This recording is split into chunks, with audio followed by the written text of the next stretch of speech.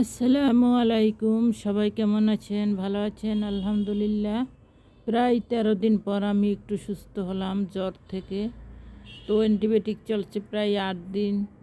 অনেক শরীর দুর্বল, খেতে পারিনি কারণ জ্বরের আগেই বমি শুরু হয়ে যায় আমার। কোনো কিছুই পেটে পানি ফোঁটাও রাখতে পারিনি 7-8 দিন।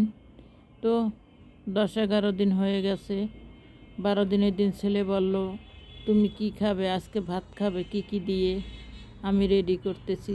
তো আমার ছেলে অনেক কিছু রেডি করলো আমার জন্য। আলু ভাজা, বেগুন ভাজা, কলই শাক ভাজা, মাছ দিয়ে পালং শাক দিয়ে, টক দিয়ে মুরগির মাংস মশলা তৈরি করলো।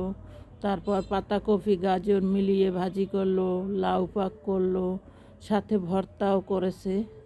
তো এত কিছু খাবার দেখে কি খাবো, কলই শাক দিয়ে খেয়েছি। ওর জন্য সবাই দোয়া করবেন। ওকে, আল্লাহ হাফেজ, ভালো থাকবে।